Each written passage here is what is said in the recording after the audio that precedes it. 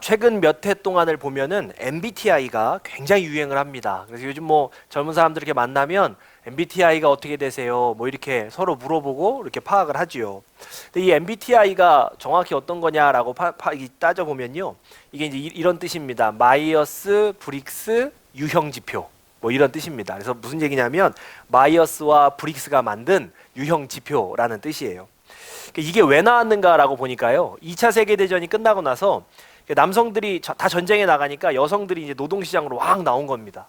이 여성들을 어떤 그 직무에다가 배치를 하면 좋을까? 이거를 이제 검사하기 위해서 처음 나온 게 이 MBTI 검사라고 합니다. 근데 이제 재밌는 사실이 이 MBTI를 만든 마이어스와 브릭스가 서로 모녀지간인데 이 두 사람 다 심리학 전공자가 아니라는 거예요. 그래서 엄마는 소설가고요. 딸은 정치학을 전공한 사람입니다. 그러니까 이제 그 MBTI가 나오면서부터 지금까지 이 검사에 대한 신뢰도에 대해서 굉장히 논란이 많이 있는 거죠. 그래서 미국의 어떤 심리학자가 뭐라 그랬냐면요. MBTI는 일종의 포춘 쿠키 같은 거다. 이렇게 딱 잘라서 뭐 나오는 대로 보는 거다. 이렇게 아주 평가절하한 사람도 있습니다. 그런데 또 생각해 보면 이게 벌써 2차 세계대전 이후에 나온 건데 그때부터 지금까지 계속해서 이게 쓰임이 있고 또 사람들이 이거를 굉장히 또 이렇게 신빙성 있게 보고 또 뭐 심지어는 뭐 유행까지 하고 있는 걸 봐서는 뭔가 여기 쓰임이 있긴 있는 거예요. 유용한 것이 있는 겁니다. 왜 우리 사회에서는 MBTI에 열광을 하고 막 사람들이 그 좋아할까? 왜 그거를 막 이렇게 궁금해할까? 가만히 따지고 보면요. 나와 또 그리고 다른 사람을 좀 이해하고 알고 싶어하는 그 욕구가 거기 있는 겁니다. 그래서 이제 가만히 이제 개인 자기 스스로의 입장에서 보면 어떤 상황이나 환경에서 이렇게 반응하는 그 이제 나를 이해하고 싶은 그런 욕구가 있는 거고요. 또 다른 측면에서 보면 타인에 대한 측면으로 보면 좀 다른 사람을 좀 알고 싶은 거예요. 저 사람을 좀 파악하고 싶은 거예요. 좀 이제 냉정하게 표현하면 저 사람을 좀 파악을 해가지고 어떤 이 관계에서 내가 조금 더 유리한 입장에 있고 싶은 거죠. 저 사람을 잘 파악해가지고 내가 좀 더 이렇게 좋은 위치를 이렇게 선점하고 싶은 마음이 있는 거죠. 뭐 꼭 나쁘다고 볼 수는 없는 게 뭐 비즈니스적으로 보면 그 손님의 어떤 성향을 파악하면 그에 맞는 서비스를 제공해 줄 수 있는 거죠. 그래서 이제 미용실에 가면 제가 꼭 안 가는 미용실이 있습니다. 여기는 이제 한 번 가면 절대 안 가는 미용실이 어떤 미용실이냐면 말 많이 거는 미용실이에요. 뭐 하시는 분이세요? 뭐 아들하고 같이 오신 아들 몇 학년이고 몇 살이세요? 뭐 직업은 뭐예요? 뭐 이렇게 물어보는 미용실은요. 그 다음번에 안 갑니다. 지금 이제 이사 와가지고 정한 미용실이에요. 제가 이제 딱 요분 참 좋다라고 느낀 게 그분은요. 딱 하면 그냥 두 마디 정도 물어봐요. 어떻게 해드릴까요? 머리 자른 지 얼마나 되셨어요? 그 다음 딱 한 말도 너무 좋아요. 저는. 그러니까 사람의 성향을 파악하면 이제 뭐 그런 서비스를 해줄 수 있으니까 나쁜 건 아니죠. 근데 사실은 그 사람을 잘 이해하는 거는 제일 좋은 방법은 뭐냐면요. 시간을 두고 직접 만나보고 경험하는 게 제일 좋은 방법입니다. 근데 왜 이런 도구들이 필요할까? 우리 사회가요. 그만큼 시간을 두고 사람을 만나고 경험할 수 있을 만큼 여유를 주지 않기 때문이죠. 그러니까 이런 도구들을 우리가 쓰게 되는 것입니다. 성경에 보면은 이 특별히 시편을 보면 시편의 기자들은요. 이 하나님을 만났던 경험, 내가 하나님을 만나고 그 하나님을 만났던 내 하나님은 어떤 하나님인지를 시편 기자들은요 쭉 써내려갑니다. 그래서 우리가 시편의 이 성경의 말씀을 읽을 때는요 이 시편 기자가 만난 하나님, 그 하나님은 어떤 하나님일까를 우리가 좀 주목해서 봐야 되는 것입니다. 사실은 우리가 성경을 읽는 굉장히 중요한 이유 중에 하나가 무엇이냐면요 내가 믿는 하나님, 그 하나님이 어떤 하나님인지를 알기 위해서 우리가 이 하나님 말씀을 보는 겁니다. 읽는 거죠. 그러니까 사실은 우리가 이 하나님 말씀을 통해서 내가 믿는 하나님이 어떤 하나님인지를 안다는 것, 그 굉장히 중요한 거고 그걸 아는 사람과 그걸 모르는 사람은요 사실은 굉장히 극명한 차이가 나요. 굉장히 극명한 차이가 납니다. 하나님이 어떤 분이신지를 모르고 그러니까 내가 믿는 하나님이 어떤 분이신지를 잘 모르고서 신앙생활을 한다? 미로에 있는 인생과 같습니다. 그러니까 하나님이 어떤 분이신지 잘 모르고 사는 삶은 미로에 있는 인생과 같고 하나님이 어떤 분이신지 알고 사는 삶은 미로를 가나 지도가 있는 인생과 같습니다. 하나님이 어떤 분이신지를 아니까요. 그 하나님이 어떤 분이신지를 아니까 미로에 지도가 있으니까요. 인생의 갈림길마다 선택의 순간마다 어떤 인생의 가로막히는 그 순간마다요. 선택을 하는데 그 지도를 가지고 바른 길을 가는 거예요. 인생의 갈림길을 만나는 순간마다 내 하나님이 어떤 분이신지 아니까 바른 길을 찾아갈 수 있는 것. 그게 하나님이 어떤 분이신지 아는 인생이라고 하면요. 하나님이 어떤 분이신지를 잘 모르는 인생은요. 인생의 갈림길을 만날 때마다 고민하고 두려워하고 막 염려하며 선택하는데 제자리를 빙빙 도는 인생과 같은 거죠. 그 한 여행 작가가요, 자기 어머니를 위한 여행을 한번 꾸며봤다 그래요. 그러면서 자기 어머니가 산책도 좋아하시고 이 숲과 나무도 좋아하시니까 이 미로공원에 가서 이렇게 쭉 걸으면 어머니가 좋아하시겠다 이 생각을 했대요. 그리고 이제 미로공원에 같이 갔는데 갑자기 어머니가 막 화를 내면서요, 나무를 막 해치면서 나가버리셨대요. 엄마 왜 그래요? 엄마 왜 그래요? 그랬더니 이렇게 얘기하시더래요. 제자리를 빙글빙글 돌고 자꾸 막히고 자꾸 헷갈리고 자꾸 이 갈림길이 나오는 게 꼭 내 인생 같아서 화가 났다. 그렇게 얘기를 하더라는 거죠. 우리가 하나님이 어떤 분이신지 잘 모르고 신앙생활한다? 하나님이 어떤 분이신지 잘 모르고 인생을 산다? 그냥 미로에 있는 것 같습니다. 제자리에서 빙글빙글 도는 인생과 같은 거죠. 그래서 우리가 하나님 말씀을 가까이 하면서요, 내가 믿는 하나님이 어떤 하나님인지 정확히 아는 것, 그 굉장히 중요한 일입니다. 우리가 하나님을 알고 살아야 합니다. 하나님은 어떤 하나님이신가? 오늘 시편 100편을 보면은요, 시편 기자는 3절에서 뭐라고 이야기하냐면 여호와가 우리 하나님이신 줄을 너희는 알지어다. 여호와가 우리 하나님이신 줄 너희는 알아야 된다는 거예요. 그렇게 고백적으로 선포합니다. 그리고 그는 그 하나님을 뭐라고 표현하고 있냐면, 가만히 말씀을 보니까요, 우리 하나님이라는 표현을 쓰는 거예요. 그는 하나님이요, 우리 하나님이시며 우리를 지으신 하나님이라고 고백을 해요.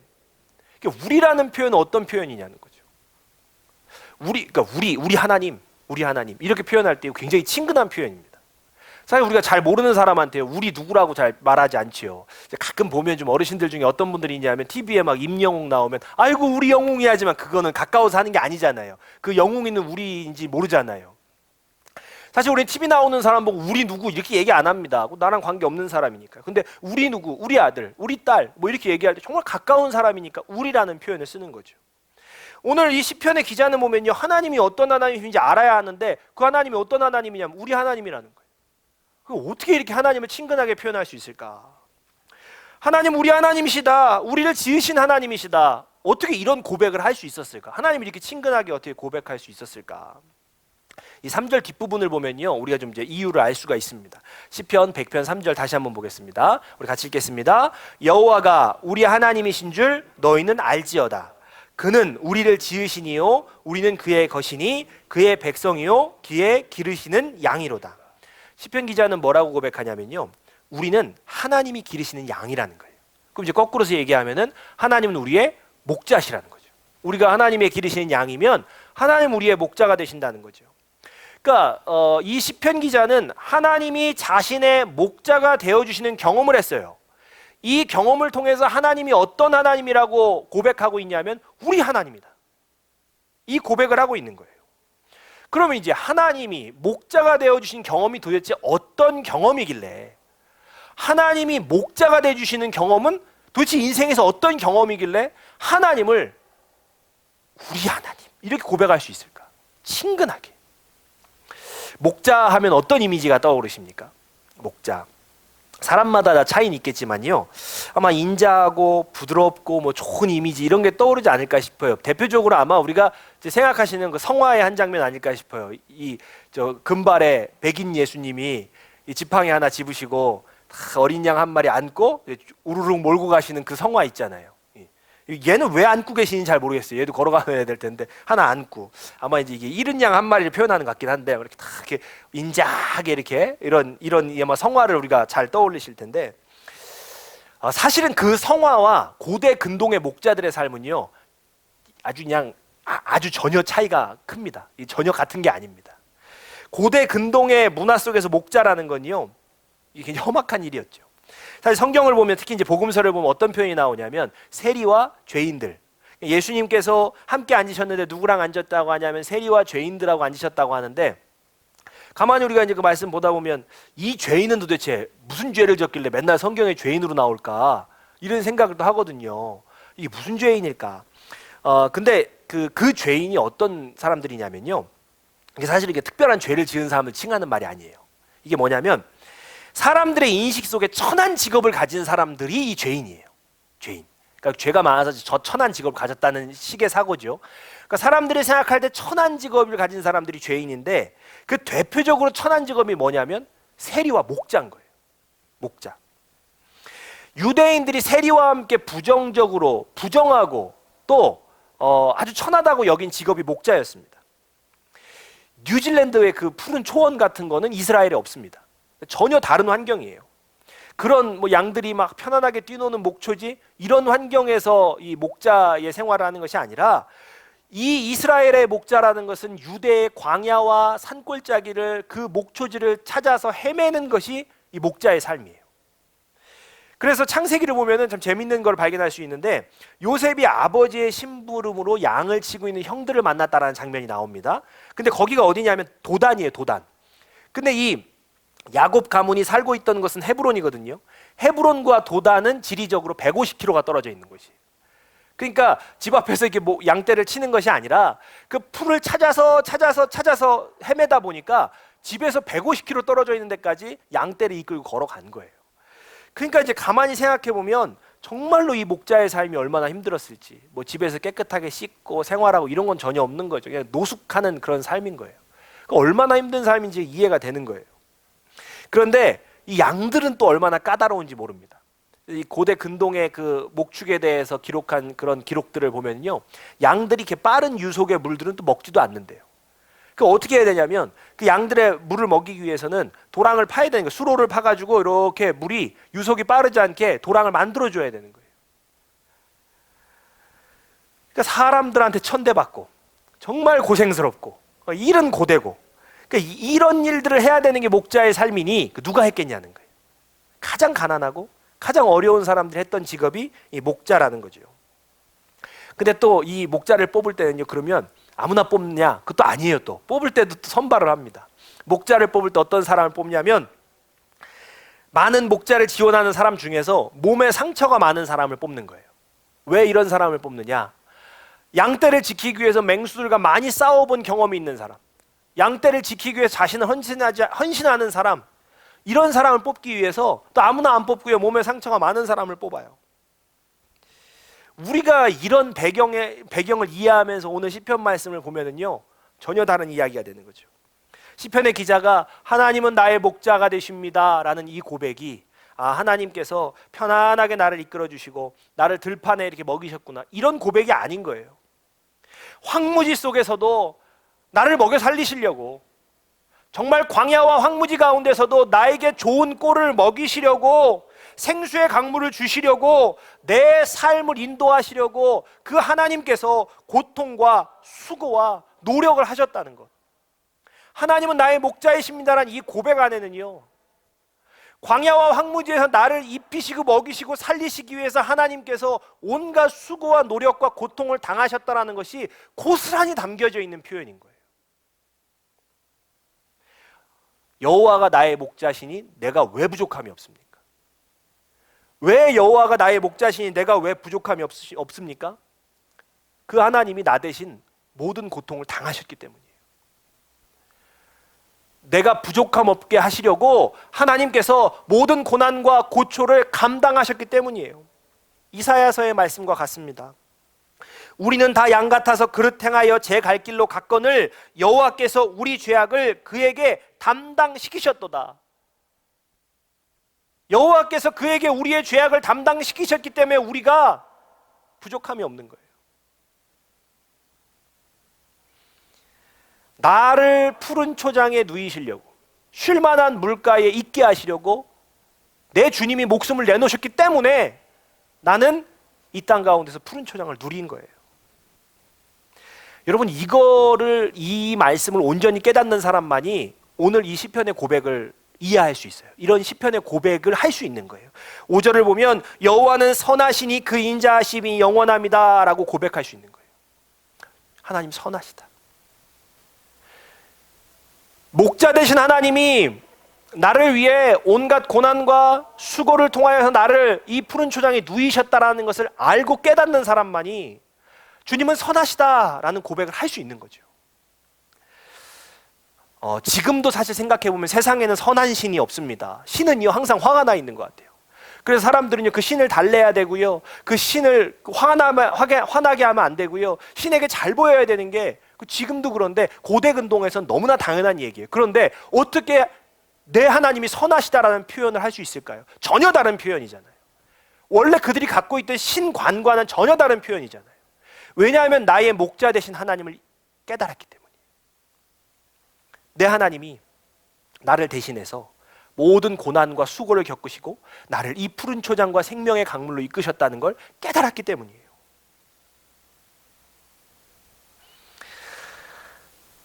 여러분, 우리의 인생 가운데 하나님께서 나를 어떻게 인도해 오셨는지 정말 이걸 진정으로 깨닫지 못하면은 결코 하나님은 선하시다 고백할 수 없는 거예요. 여전히 내가 고생해서 풀밭을 찾는 것 같고, 내가 수고해서 이 강물을 찾은 것 같고, 우리가 그렇게 생각하고 그렇게 인식하고 살아간다라면 하나님은 선하시다라는 고백이 안 나오는 거예요. 도리어 어떤 고백이 나옵니까? 하나님, 왜 저한테만 이러세요? 하나님 살아계십니까? 라는 반문을 자꾸 하게 되는 거예요. 하나님이 나를 어떻게 이끄셨는지 우리가 깨닫지 못한다면요. 그러나 하나님이 나의 목자가 되시고 내가 그의 기르시는 양이 된다는 것이 어떤 의미인지를 진정으로 깨닫는다면 하나님은 선하십니다, 하나님은 선한 하나님이다라고 고백할 수밖에 없는 거예요. 양 100마리 중에 잃어버린 단 한 마리의 양이 바로 나였다는 것을,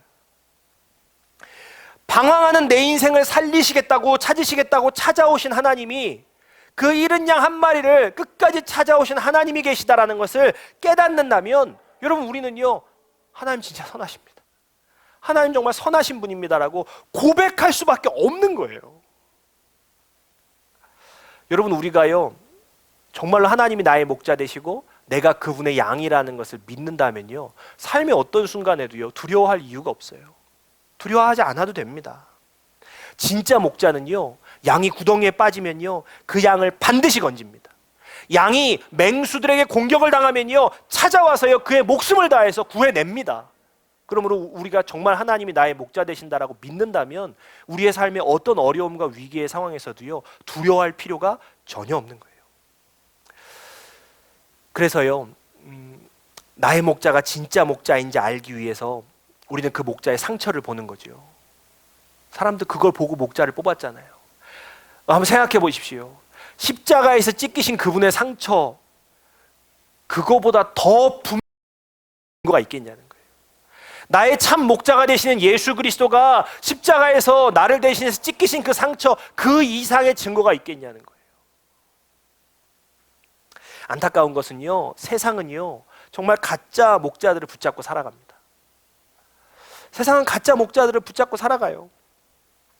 나를 푸른 초장, 내가 쉴 만한 물가로 무엇이 인도해 줄지 가짜 목자들을 찾아요.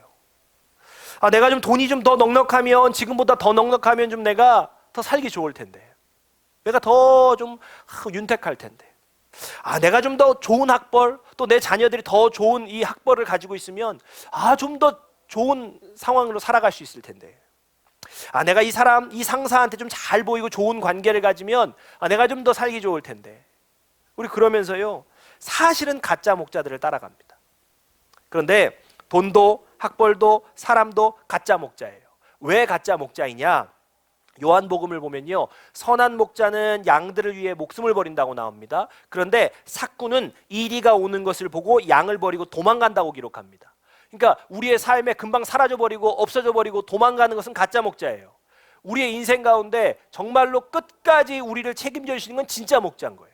근데 가만히 보시면 돈 있다가도 없어지는 게, 정말 하루아침에 사라질 수 있는 게 돈이에요.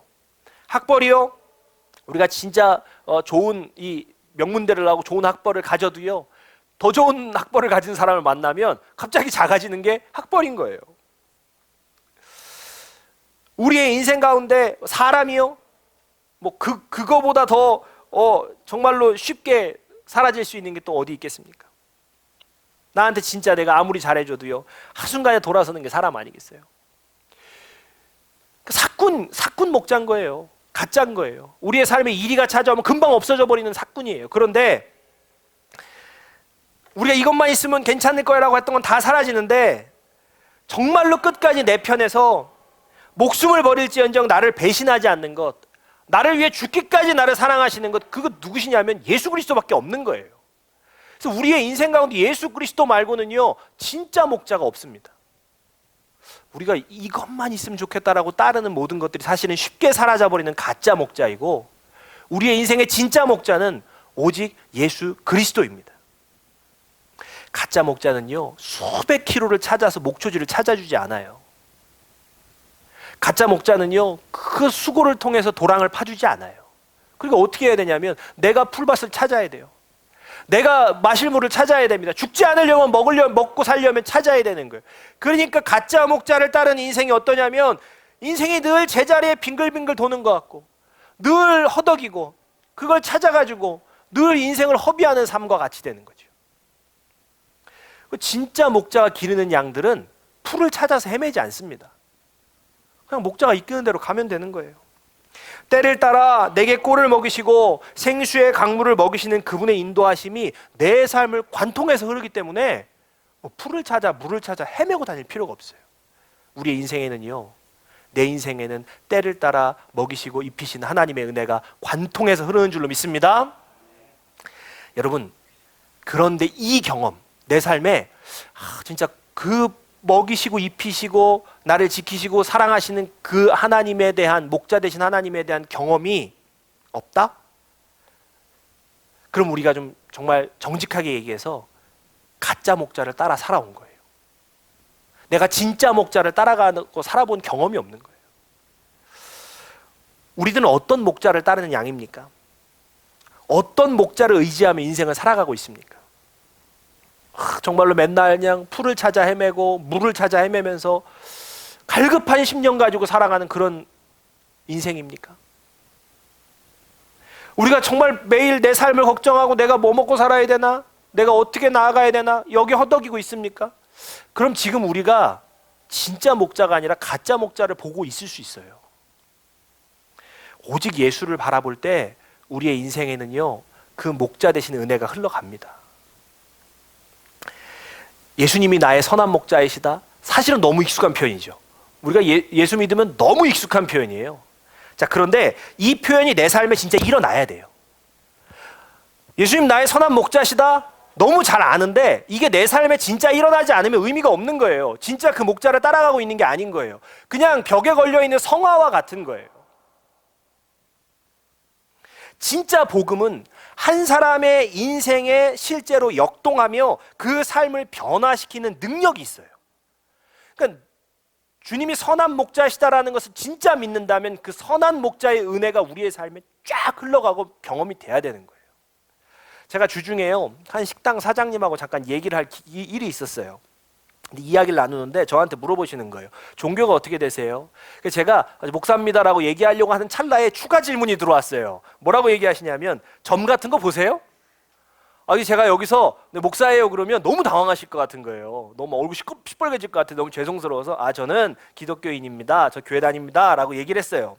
그랬더니 이분이 뭐라고 하냐면 그럼 그만 얘기해야 되는데 뭐라 그러시냐면 아이고 그거랑은 별개예요. 저 너무 처음 들어보는 이론이에요. 그거랑은 별개예요. 그러면서 뭐라냐면 자기들도 원래 교회 다녔는데 자기들도 원래 예수 믿었는데 그거랑은 별개여서 어쩔 수 없이 신병을 앓고 자기 아내가 무당이 됐대요. 그럼 저를 참 좋게 봤나 봐요. 뭐라 그러냐면 공짜로 봐드릴 테니까 오시라고. 자기네들은 이 십자가가 기반이기 때문에 아주 교회 다니신 분들이 좋아한대요. 근데 막 정말 머리가 너무 혼란스러웠어요 그때. 정말 사실은 선한 의도로 저한테 말씀하셨는데 정말 죄송한 말씀이지만 그거랑 별게 아니에요. 우리 안에 십자가의 사랑이 있으면 그 십자가의 사랑이 다 이깁니다. 내 안에 예수 그리스도가 참 목자가 되시면 그 목자가 내 삶을요 그렇게 인도하지 않으세요. 별게 아닙니다. 내 삶의 진짜 복음, 내 삶의 진짜 말씀, 내 삶에 진짜 살아계시는 목자에 대한 신뢰의 믿음이 있다면 내 삶은요 그 말씀이 그 목자가 인도하시기 때문에 살아 역사하고 내 삶은요 하나님께서 푸른 초장으로 쉴만한 물가로 인도하실 수밖에 없어요. 우리는 그걸 경험할 수밖에 없다는 거예요. 여러분, 우리가요 예수 그리스도, 진짜 참 목자 되신 예수 그리스도를 바라보시는 삶이 되실 수 있기를 바랍니다. 혹여 우리가 인생을 살면서 가짜에 좀 현혹되어 있다라면 이제는 진짜 목자를 따라서 우리의 삶에 관통하는 그분의 은혜를 경험하는 삶이 되기를 바랍니다. 여러분, 선택하셔야 돼요. 선택하셔야 돼요. 어떤 목자를 따를 것인지. 주님만이 내 목자가 되십니다. 나는 당신이 기르시는 양입니다. 당신은 나의 하나님, 우리 하나님이십니다. 여러분, 우리가 진심으로, 정말 진실로 고백할 수 있는 우리의 신앙이 되실 수 있기를 바랍니다. 살기 위해 꼴을 찾아다닐 필요 없어요. 살기 위해 목말라 허덕일 필요가 없습니다. 이제 그 하나님의 인도하심을 믿고 신뢰하고 따라간다면 우리의 삶에는요 그분의 은혜의 푸른 초장이, 그분의 생명의 강이 날마다 넘칠 거예요. 그 은혜를 경험하시고 그 은혜를 누리실 수 있는, 참 목자를 따라 그 은혜를 누리시는 저와 여러분 되시기를 주의 이름으로 축복합니다. 아멘. 우리가 찬양하고 기도하겠습니다.